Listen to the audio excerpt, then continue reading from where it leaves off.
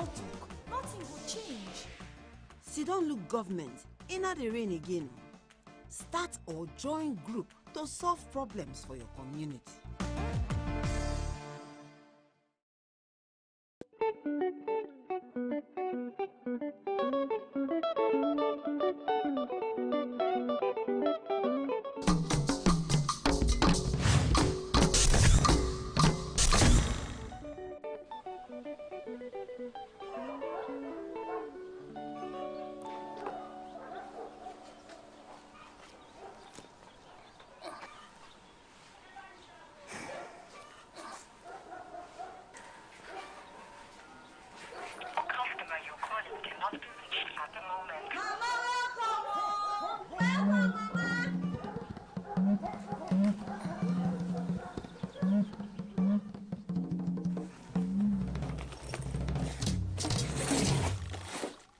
Welcome, oh.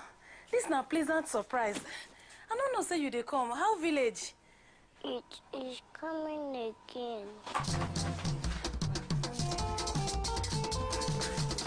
Where your slippers?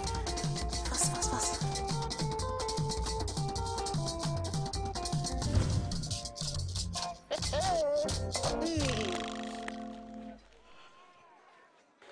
Mama Ngozi, now what do you want again this evening? Where una two think so una dey go? Eh? I hope say no be wetin I dey think o. You know say they cook my sweet afang soup? Eh? Or you know they smell as the aroma they tantalize the whole area. I don't get your time. Why you go get my time? Why your pikin no go dey do water poo? Shebi when this boy dey small, I be don't tell you make you go find padlock. Tie that in tiny waist, you no gree hear me. You see am now, ba? Ngo, you still dey on top this your padlock matter. You know say levels don't change. My sister, leave that thing. You dey hear me? Even if level change, you no go ever reach your side. No carry your wahala come meet me this evening, oh. I dey warn you, oh. Mommy! I don't blame you. If to say your mama and your papa take that padlock, lock this your mouth, or for hear word.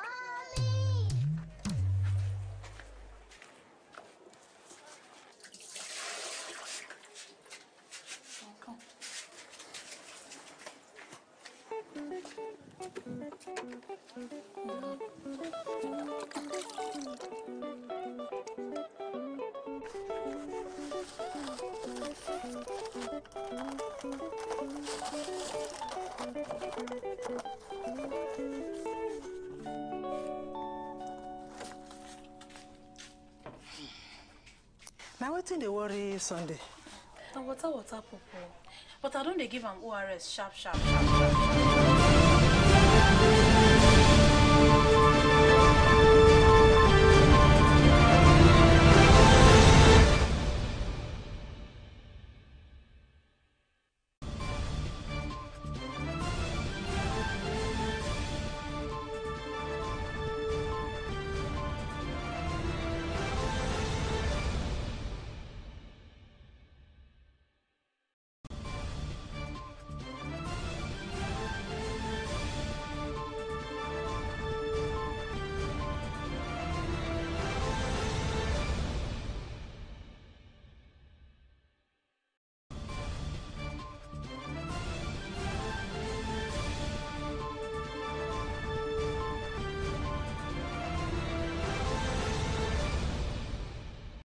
Hello and welcome to PTV Today. I am Aisha Jibrin.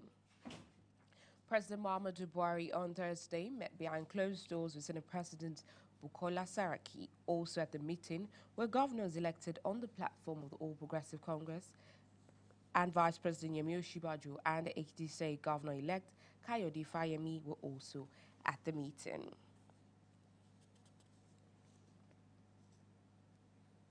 President Muhammadu Buhari has meanwhile named 3 Director General, Chief Executive Officers for 3 agencies in the Mines and Steels Development Ministry. The appointees are Umar Hassan, DG National Steel Raw Minerals Exploration Agency, Professor Linus Asuko, DG CEO National Metallurgical Development Center, and Professor Suleiman Hassan, DG CEO, Nigeria Institute of Mining and Geosciences. Secretary to the Government of the Federation confirmed the new appointments in a statement issued in Abuja. The Ekiti State Governor-elect Kayode Fayemi plans to probe the activities of the outgoing Fayoshe administration. He said it was in the interest of good governance for him to investigate how much accrued to the state and why salaries were not paid. Fayemi said this in an interview with State House correspondents shortly after he met President Muhammadu Buhari at the presidential villa Abuja. The former Minister of Mines and Steel Development seized the opportunity of the meeting to present his certificate of return issued by the Independent National Electoral Commission to the President. The Benue State Governor, Samuel Ortom, has denied planning to leave the All Progressive Congress. He is insisting that he remain a party member shortly after a meeting with APC Chairman Adams Oshiomhole in Abuja. Governor Ortom pointed out that he accepts the position of the party's national leadership that it has no red cards to offer to anyone. It all began at the swearing-in of a new government appointee. Governor Ortom did not hold back when he dropped hints of his impending exit. He hinged it on what he says is the red card from APC's Benue chapter. Well, I'm here in APC. I'm a member of APC. I'm still flying the flag of APC. And I only said I was given red card, but I've been corrected by the National Secretary, so that is not to say. But after a meeting with APC chairman few days later, Ortom made what seems like a U-turn. He was categorical that he remains in the ruling party. The party corrected me that they have no red card in APC National Secretariat. So they have not given me any red card. But I was given red card by Senator George Akume, who is the acclaimed leader of the party in Benue State. And I took it that that was serious enough to make myself available out of the pitch.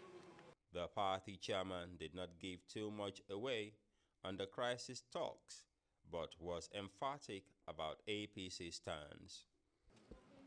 APC does not even have a red card in our cupboard, so we can't give what we don't have. And we recognize that in several states, there could be legitimate legal issues. There could be agreement, disagreement, some contestations. And this we are familiar with. They are the evidence of the fact that we are a free, democratic party. And when leaders have disagreement, our responsibility is to help them to find a common ground. And the issues in Benue are not so fundamental that we cannot resolve. We are very confident that we'll resolve them. The party's national leadership is also to hold talks with Senator George Akume, who is generally seen as the most powerful political figure in Benue State, as part of efforts to end the lingering crisis. The Benue State chapter of the All Progressive Congress has meanwhile insisted that it is not out to push Governor Samuel Ortom out of the party. This is contrary to claims by the governor a few days ago. APC spokesman in his state, Peter Ape, made the denial in a statement on Thursday in Makurdi. He argued that the party at its last Congress in Makurdi endorsed the governor and the party leader, Senator George Akume, for another term in office. Ape added that the endorsements were meant to further unite the party in the state. He, however, pointed out that in return, the party demanded improved welfare for Benue. This, according to Ape, is because in spite of several interventions, including federal government bailouts, the state has huge salaries arrears. Ape maintained that the governor was trying to shy away from accountability by portraying the party in a bad light.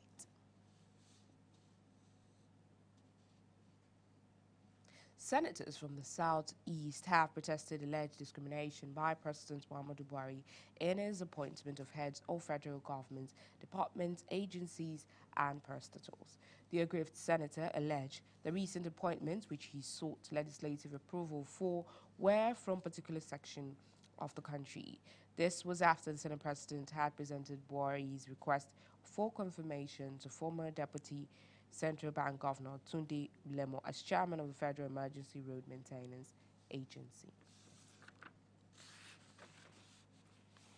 It is a new day in the Senate, and the President has again forwarded a request for confirmation of appointments. This time it was for the 6-member board of the Federal Road Maintenance Agency, FEMA. Confirmation of appointments of chairman and members of the governing board of the Federal Road Maintenance Agency, FEMA.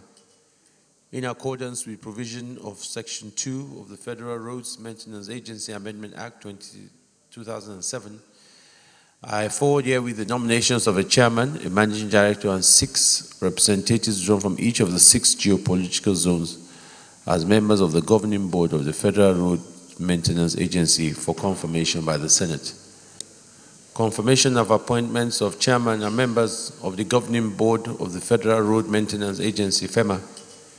In accordance with provision of Section 2 of the Federal Roads Maintenance Agency Amendment Act 2007, I forward herewith the nominations of a chairman, a managing director, and 6 representatives drawn from each of the 6 geopolitical zones as members of the governing board of the Federal Road Maintenance Agency for confirmation by the Senate.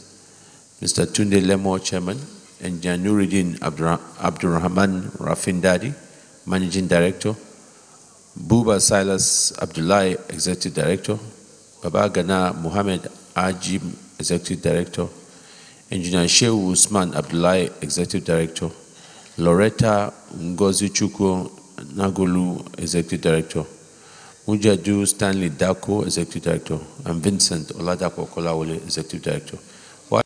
Soon, there were a series of points of orders by senators from the Southeast.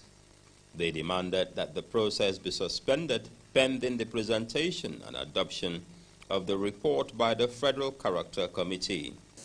I don't have a problem with any particular part of Nigeria, but I have a problem with the way government is directing its appointments. Over the last 2-3 weeks, we've had cause to either discuss this FEMA that has been announced today, or the NDIC, or the AMCOM, or Federal Civil Service Commission.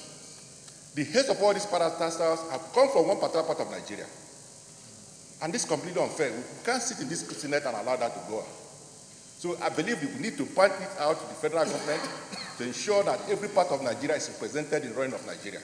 As we are talking about the state issue, the zonal issue, I also want to mention about states.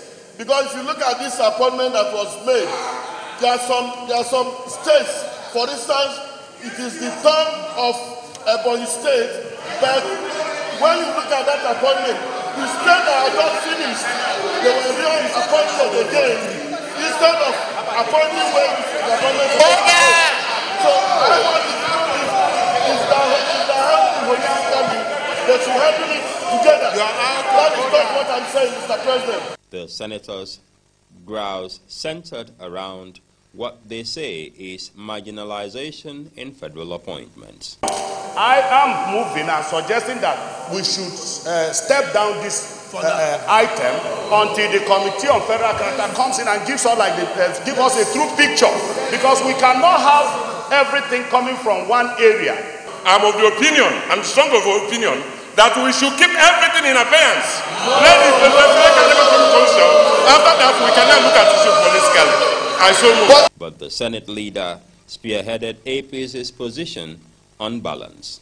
Mr. President, what the Deputy President of the Senate raised is not to have a complete picture.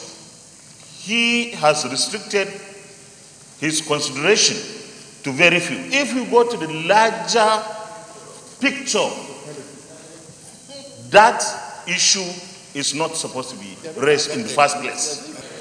Let me be blunt.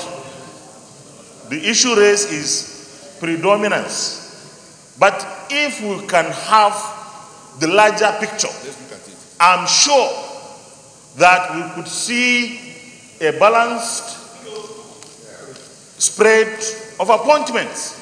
So I don't want us to really devote so much time to looking at the very narrow picture of what government is doing in terms of Thank you.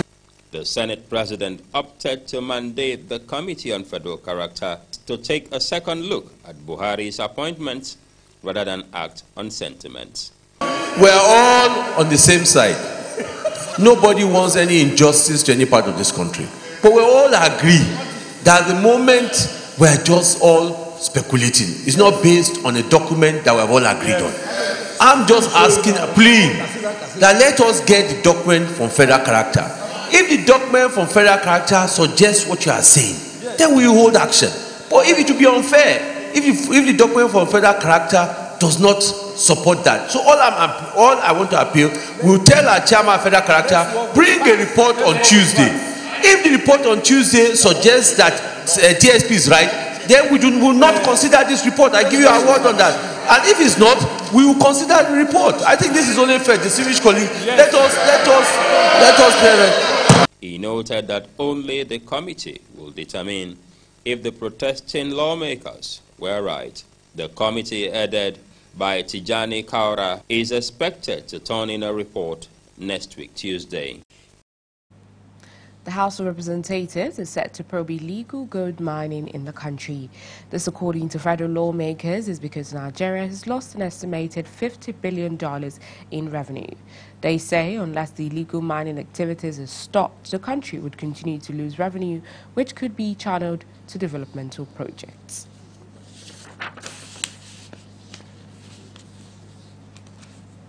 Illegal mining has been thriving in the country for some time now, but this federal lawmaker is not happy that Nigeria has continually been losing millions of dollars as a result of illegal gold mining. He puts the revenue loss in the range of $50 billion. The House worried that a report from the Nigeria Extractive Industry Transparency indicated that in 2014 and 2015, Nigeria lost about $9 billion to illegal mining and operation and gold exportation.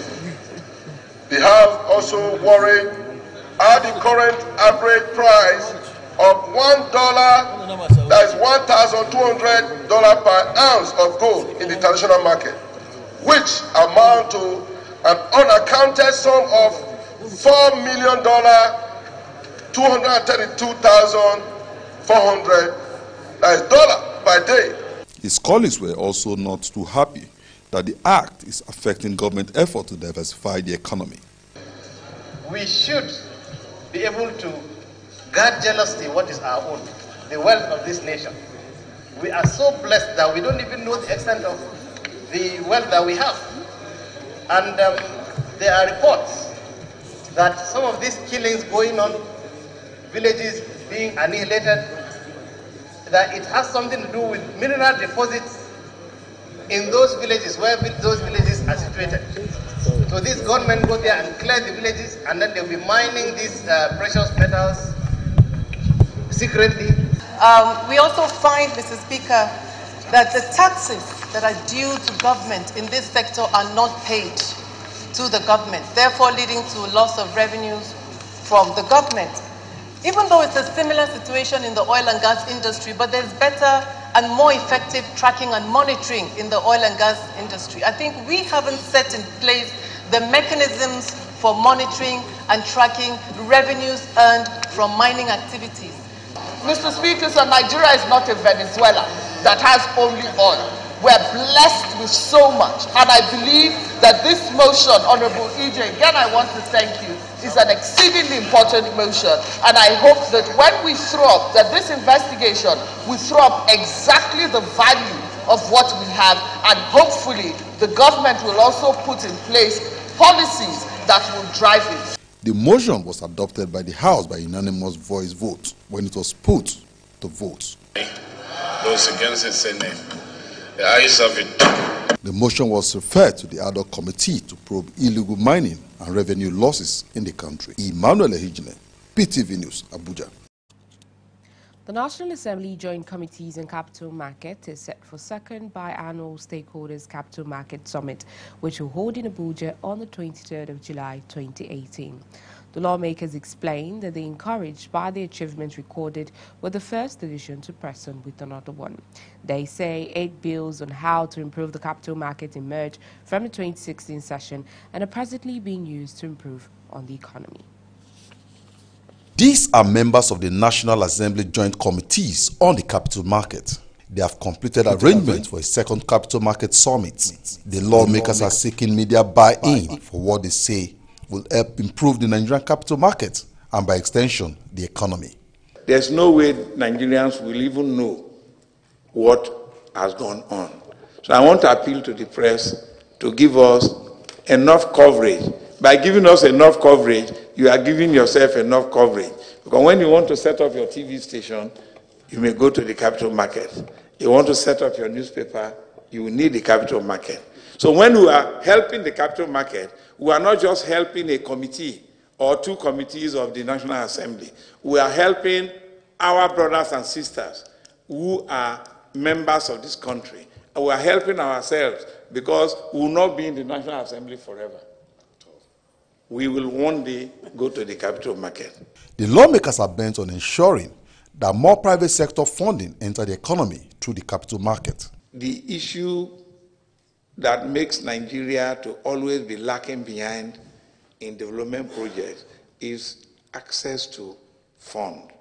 And the Senate and House Representative Committee are geared towards committedly developing access to investment funds by the private sector, even by the government, who can go to the capital market, not just raising bonds, who can go to the capital market and also raise money. This year specifically, we designed a topic for commodity exchange for emphasis. There have been, for the past how many years, deliberate effort by government to deepen the agricultural sector. But farmers will not be encouraged to go back to farm if last year's produce is not adequately priced and they didn't get return for their investment. Nobody will return to a venture that pay you less than you invested in it. And we'll come to realize that without a veritable commodity exchange platform, farmers will suffer. Building on the successes of the first summit, the organizers are focusing this time on the role of the commodity exchange. This is with the view to boosting efforts to diversify the economy. Nobody, I repeat, sells cocoa in Ghana without going through those platforms. You can't sell coffee, anything in Ethiopia, without going through that platform. It helps in standardization of your product. At the same time, farmers get adequate return. So deliberately in this year's conference, we designed a topic to expand the scope of commodity exchange and to bring Nigerians to the consciousness of it. The same way you have brokers in stock exchange and registrar, you have people with brokers in commodity. Even insurance. And earn money, earn a lot. The government will earn a lot of interest, profit from it. The aim of the summit is to use legislative tools to rejuvenate the Nigerian capital market for economic growth and development of the country. Emmanuel Ehijine, PTV News, Abuja. Federal lawmakers are bracing up for the second Capital Market Stakeholders Forum. To this end, the delegation, including capital market regulators, visited People's Television corporate headquarters in Abuja. The forum is a follow-up to the maiden one in 2016. The visit was necessitated by the need to forge partnership with the media ahead of the summit.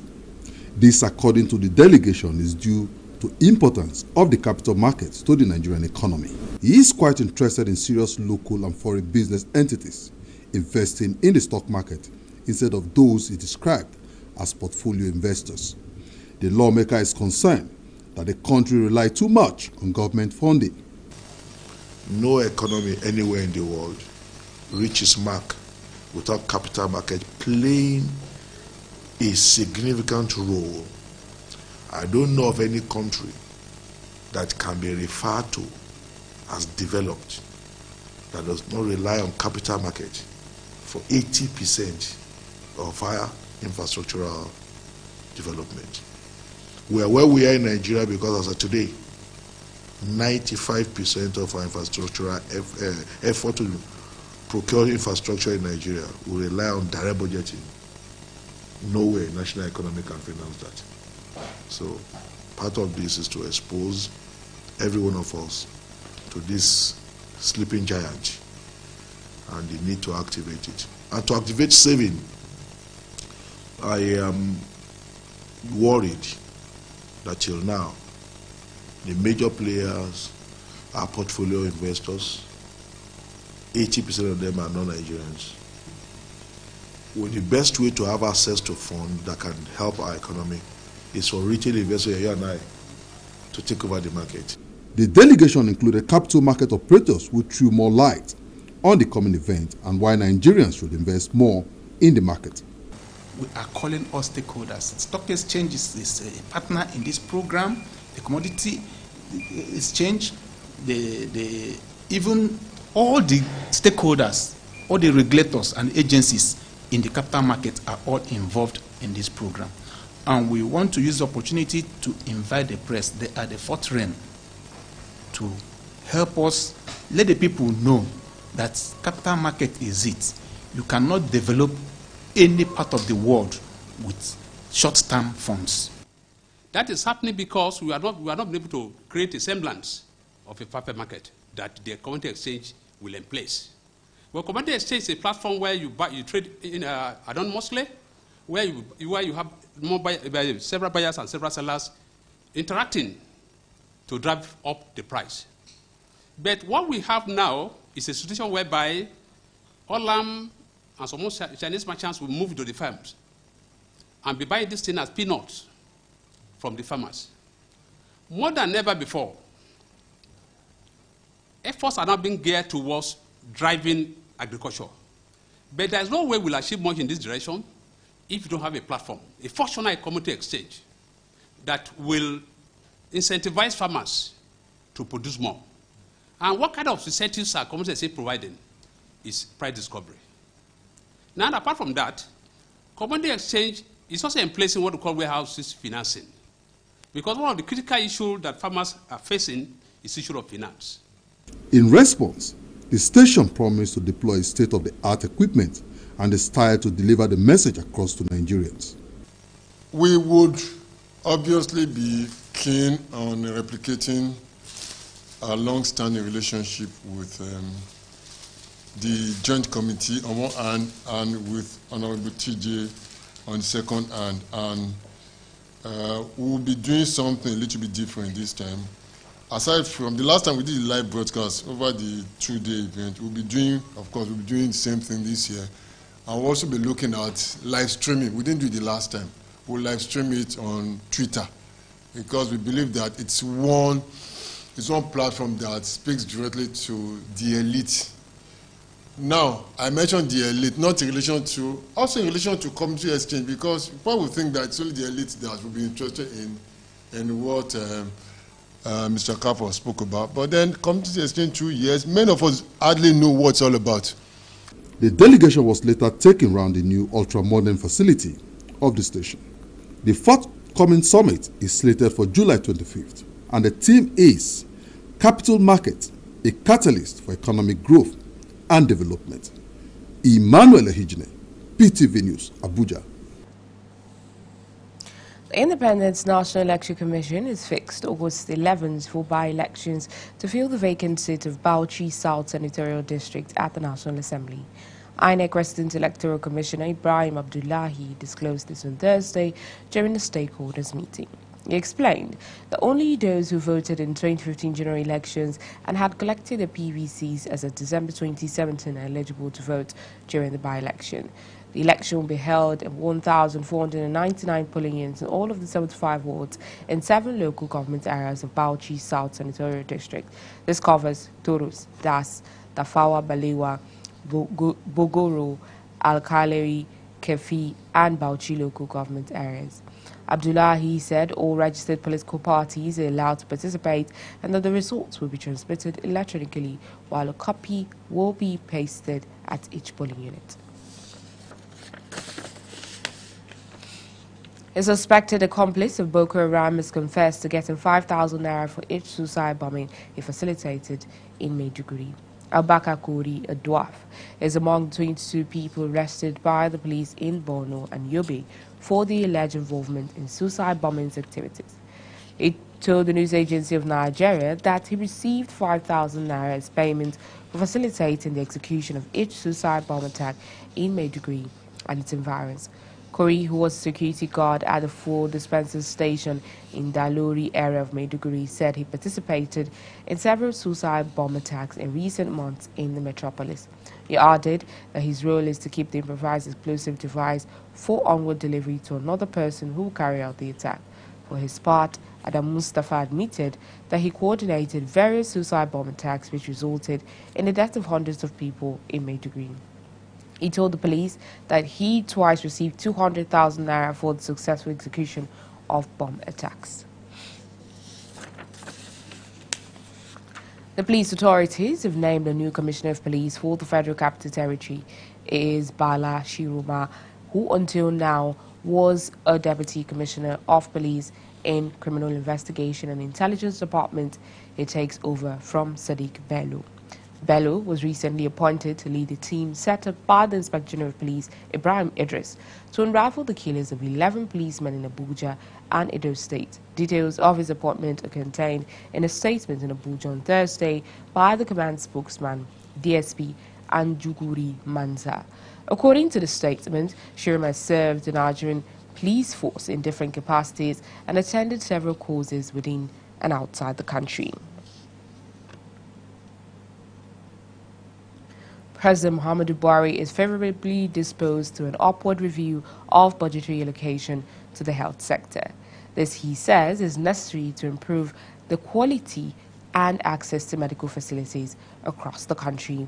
Buhari made the pledge when he received the new executive of the Nigerian Medical Association at the State House on Thursday. According to him, the review will reflect government priority of ensuring that Nigerians get better health care, especially in specialized areas.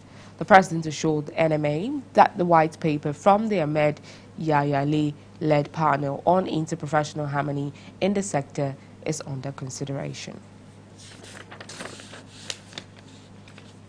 You're on to PTV Today. We shall be going on a quick break. Foreign and sports news will come next. Do stay.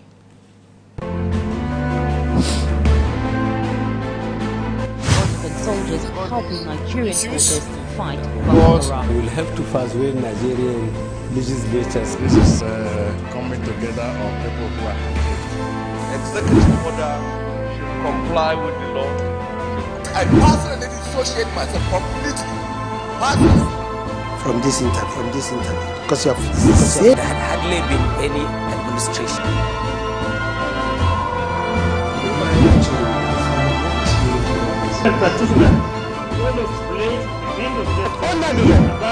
No religious body in Nigeria. Validate the claims by the INEC chairman.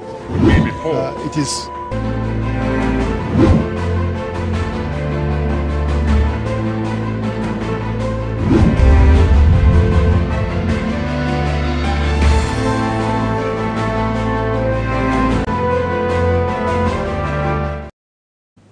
Thanks for staying. Starting off our foreign scene in Egypt, President Abdel Fattah al-Sisi has told Italy's visiting interior minister that Egypt was determined to conclude an investigation into the 2016 murder of an Italian student. Al-Sisi promised to bring his killers to justice. Giulio Regeni disappeared in January 2016 while doing a postgraduate research on Egyptian trade unions. His body was discovered on February 3rd, and Egyptian investigators found signs of extensive torture. There are suggestions that the police had arrested Regeni outside a Cairo metro station on January 25th of that year and then transferred him to a compound run by Homeland Security. Egyptian officials have denied any involvement in Regeni's death, and Sisi has said his government is committed to finding the perpetrators and bringing them to justice. And off to Turkey, a German school in Turkish coastal city of Izmir has reopened after being shuttered at the end of June by Turkish authorities. A delegation from the Turkish Education Ministry and local officials accompanied by police officers entered the schools less than a day after students left for the summer holiday to give notice that it will be closed. The German ambassador in Ankara then began negotiations with the Turkish ministers and their ministries of education and foreign affairs. The closure was apparently related to questions over whether children with a Turkish background should go to schools, a source close to the negotiations said. A non-profit school in Izmir is a branch of a private school attached to the German embassy in Ankara. And on drug abuse, a UN-backed treaty known as the Protocol to Eliminate Illicit Trade in Tobacco Products aimed at stopping the illicit trading of tobacco products will enter into force in September 25th.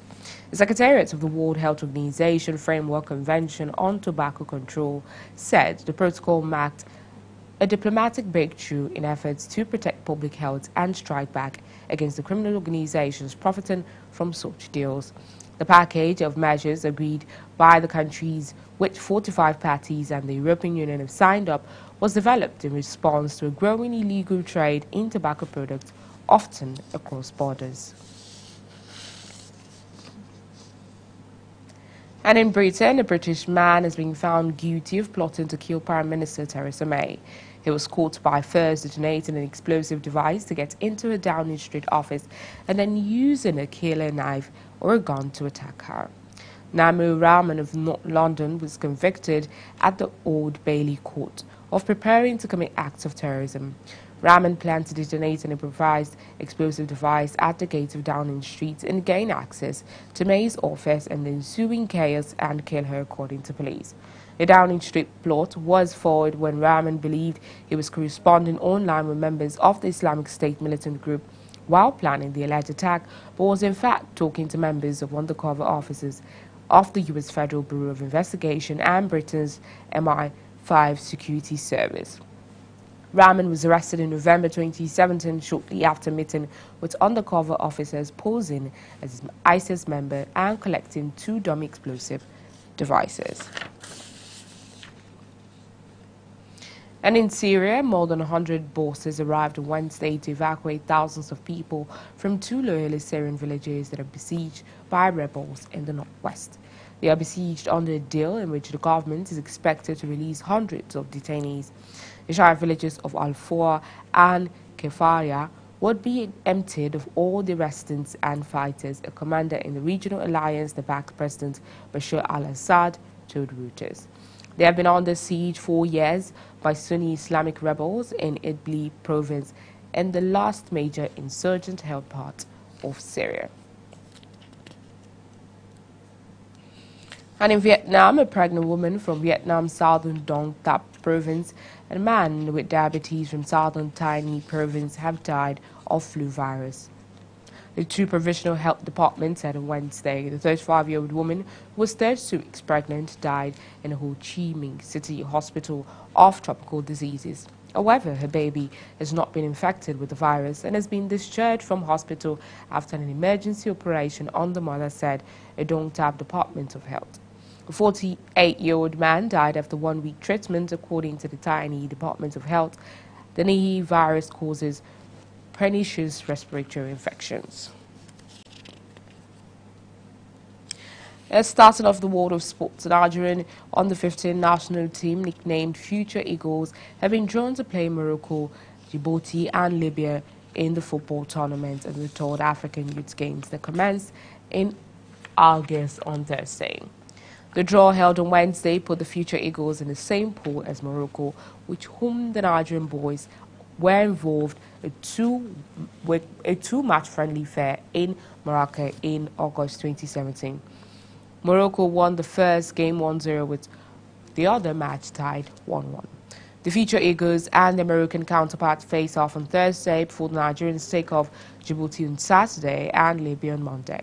Nigeria did not participate in the football event of the 1st African Youth Game in Rabat, but won 4 out of the 5 matches, drawing the other to emerge winners of the football gold at the 2nd edition of Gabon, Botswana 4 years ago.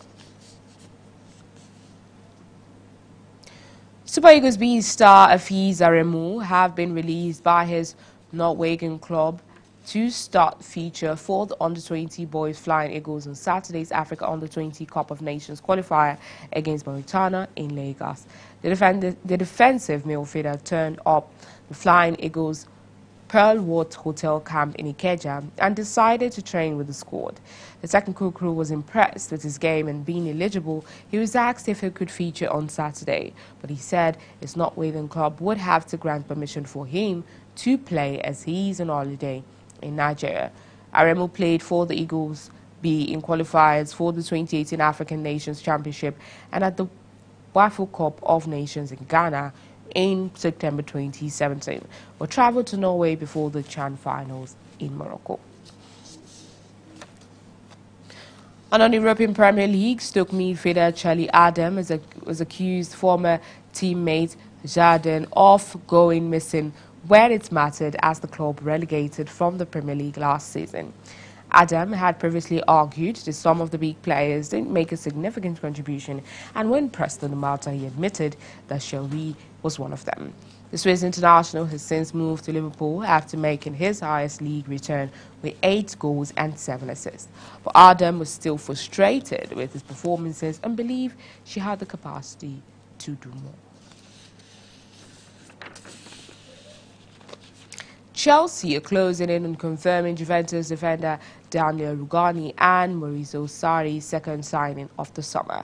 The 20-year-old is set to cost around £44.6 million, after which attention is to shift to Gonzalo.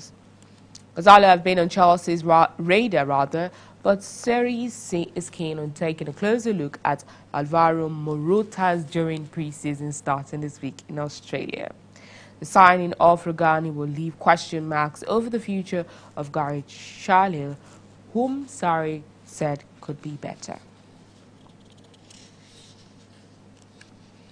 Manchester United said forward Alexis Sanchez had been given the go-ahead to join up with his teammates in the United States. Sanchez, who accepted a 16-month suspended jail term in February for tax fraud, missed the start of the tour as he was unable to get a visa. United said on Thursday that Charlton had been given the green light to travel. Sanchez is to set link up after Friday's game with Club America. And on Formula One, world champion Lewis Hamilton would race for Mercedes in Formula One for at least the further 2 seasons. This is after 33-year-old Britain signed a contract with the German manufacturers that lasts until the end of 2020. It is believed that Hamilton would earn at least £30 million a year, raising a maximum of £40 million depending on bonuses. He said a new contract had been a formality since he sat down with Mercedes Formula One boss Toto Wolff to begin discussions last winter. And in basketball's governing body, FIBA has handed down hefty fines and suspensions over an orgy This is unfortunate. This is unfortunate. There's an Australian player during the World Cup qualifier. 13 players and 2 coaches were suspended for unsportsmanlike behavior, and a total of $360,000 in fines issued, mostly against the Philippine hosts of the July 2nd game. The match officials were also suspended from the competition. We don't want to happen. This is unfortunate.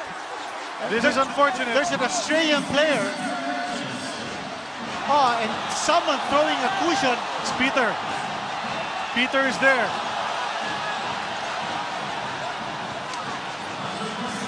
And this is incredible. Con Maker throwing a flying kick. And now bottles are being thrown on the floor. And that's the Size World Bulletin this hour. Many thanks for watching. I am Aisha Jibril.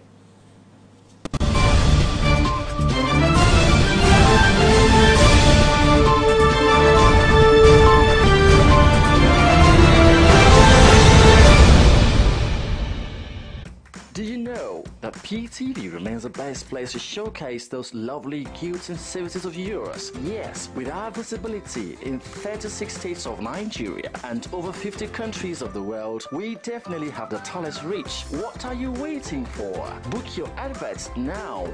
Call us with the number displayed on your screen.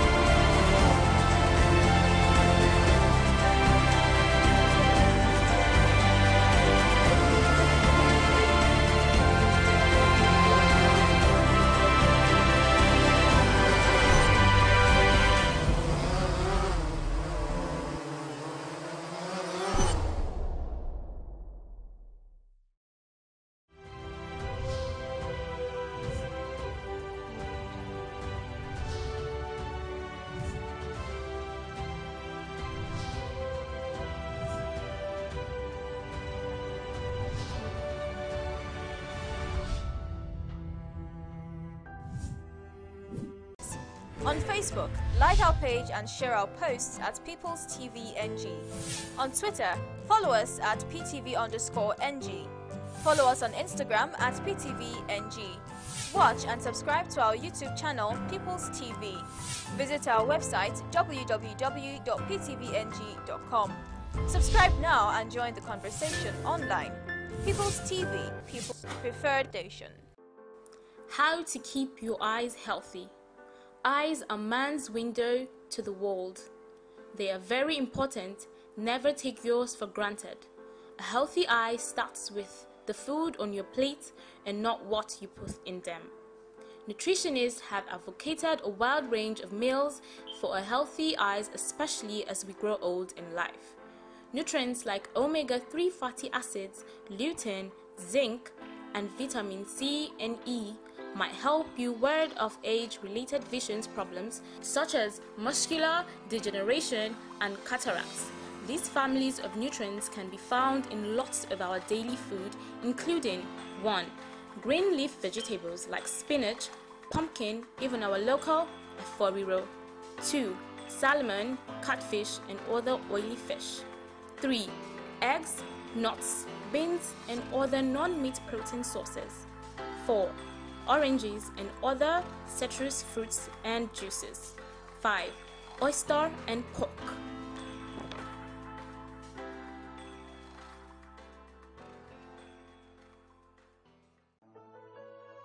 European imperial adventure in Nigeria was essentially an enterprise in exploitation.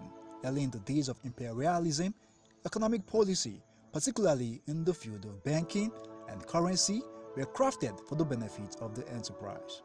Among the results of British adventurism in Nigeria was a successful demonetization of the traditional currencies in the 19th and 20th century. In their place was introduced the British monetary system, consisting of the coins and notes. These forms of money thus became a common denominator for economic exchange in colonial Nigeria. Following the attainment of political independence in 1960, Nigerian authorities had to introduce what might be described as truly Nigerian currencies.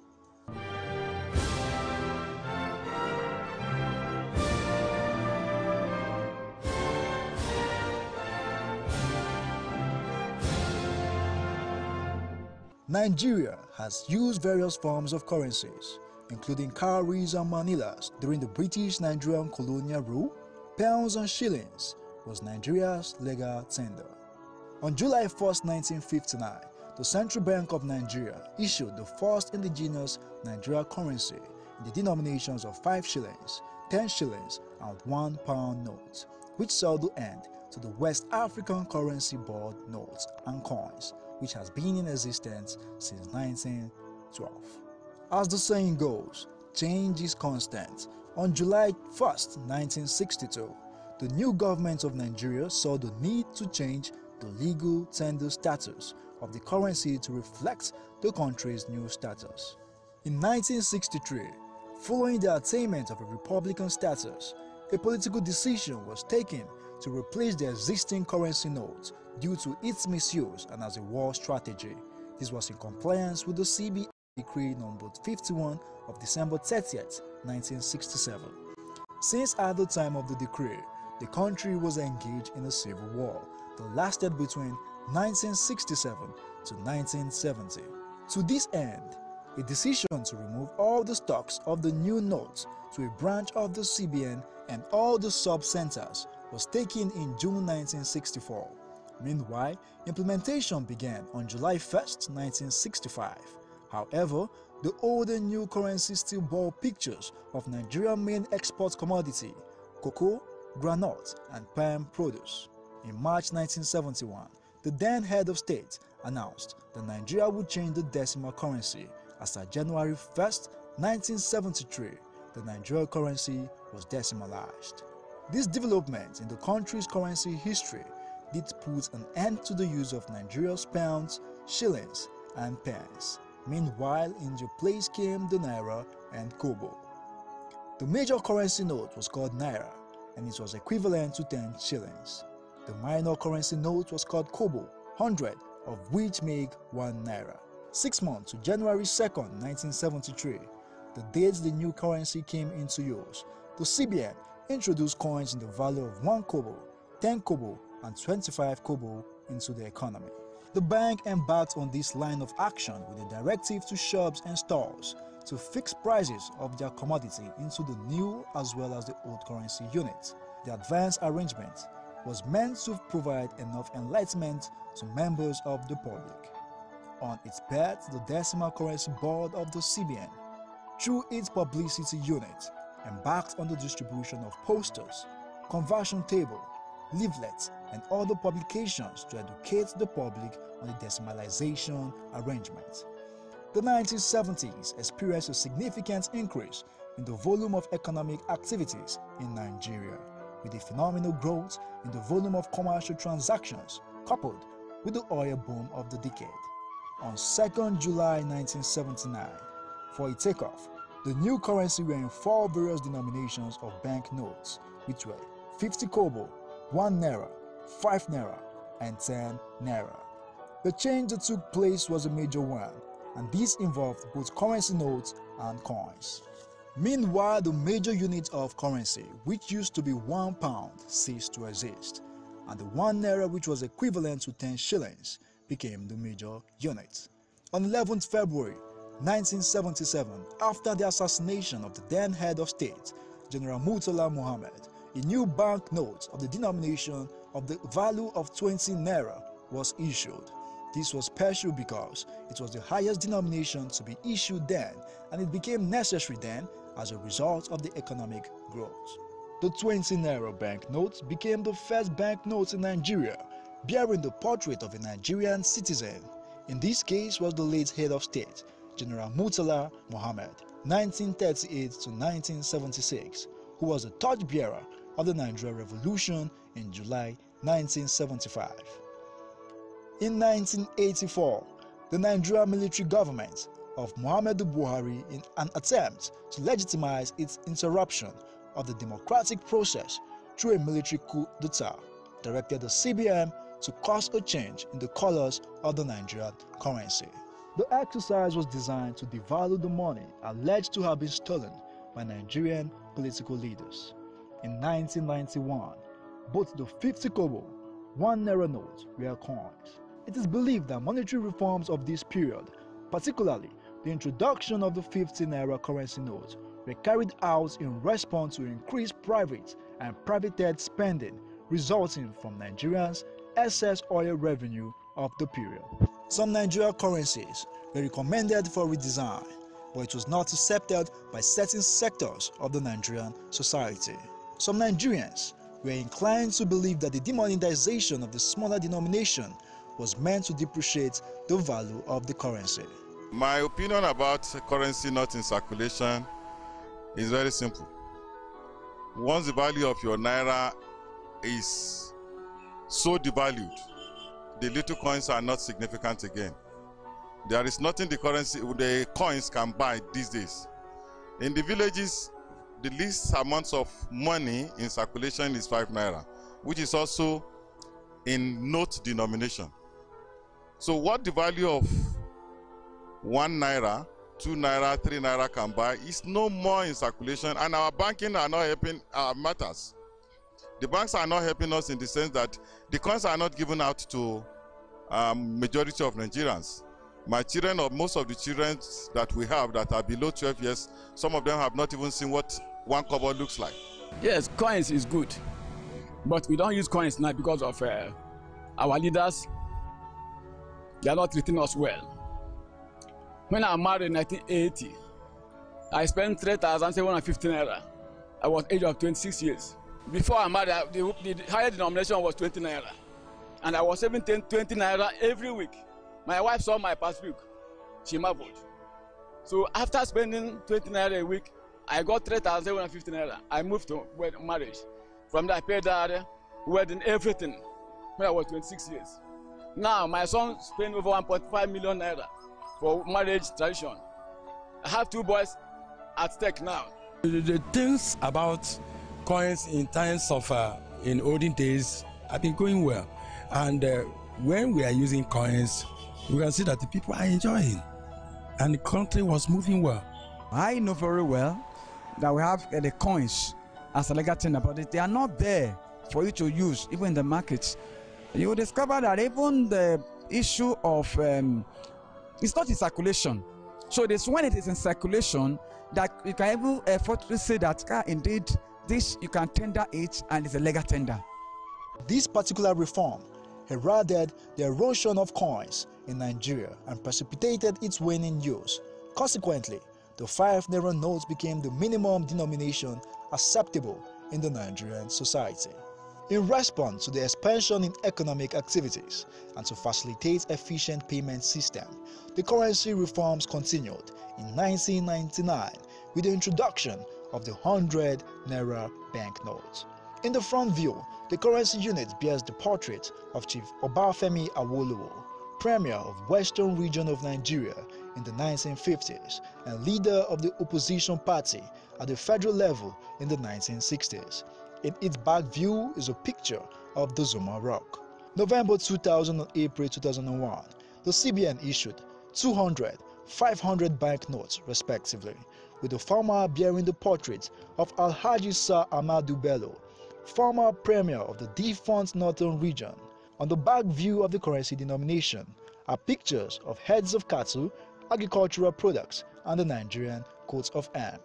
The 500 naira denomination bears in its front view the portrait of Chief Dr. Nnamdi Azikiwe, Premier of the defunct Eastern Region and first Nigerian President between 1963 and 1966. It bears the Nigeria coat of arms on the reverse side. It also bears the Naira sign on both sides of the note. The latest currency denomination introduced in Nigeria was the 1,000 Naira currency note. This was introduced on the 12th of October 2005 by the Central Bank of Nigeria.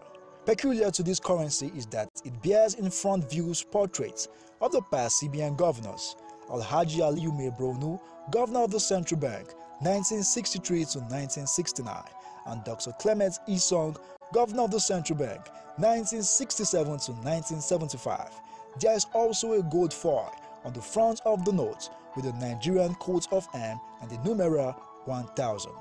Also peculiar to this denomination is that it is devoid of the Naira sign. The trend of higher currency denominations in Nigeria over the years has only testified to the fact that the Naira has depreciated against the dollar, pounds and other advanced capitalist currencies of the Western Hemisphere. If they print coins more, there's no coins. Even to get 50 naira, 100 naira is not, or you only, if you ATM, you only pay 1,000. High 500 naira, 1,000. So let them print coins more. There's no coins. I don't think there's coins. If they print coins, coins will circulate. So the whole policy is out of the government. If the government wants us to spend the coins, then those government will push out the coins through the banks, through the central banks, through the commercial banks, and the purchase of items or small things should be encouraged. The issue, I think where our problem lies is that our governments are not taking serious look into this area. Some countries, you can go there, you get some things, and they can sell a thing for 999 days, and in that they will not give you coins as in return, as your balance. But here in Nigeria, even if they put it in the store or in the supermarket, that this thing is 1 naira 99 kobo. If you give them your 200, they will ask you, they will tell you they don't have change for it, or balance for it, because they don't have the coins. So I expect the government of the day to look into this issue critically, so that it can balance our economy. Here are the faces of Nigeria heroes that have graced the Nigerian currency over time.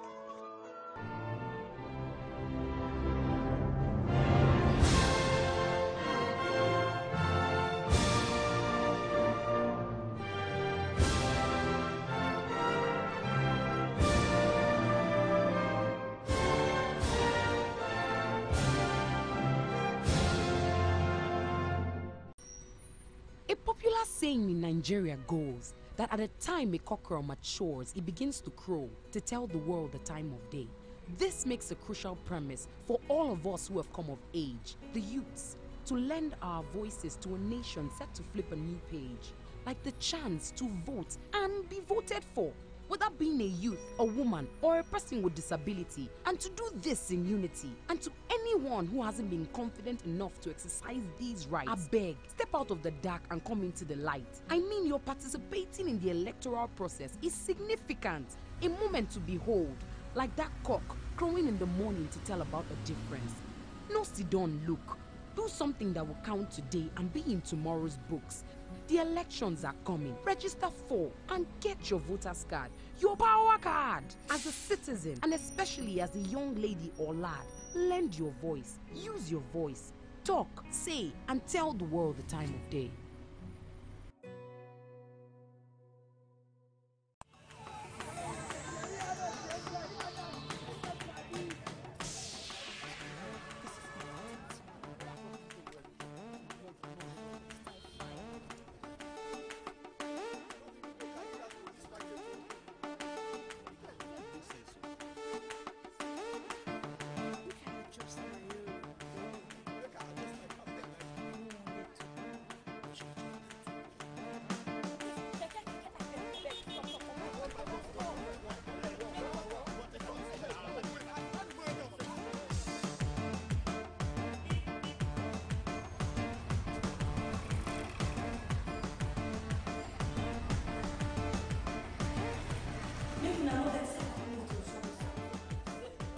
See, if we not talk, nothing will change. See, don't look government, inna the rain again. Start or join group to solve problems for your community.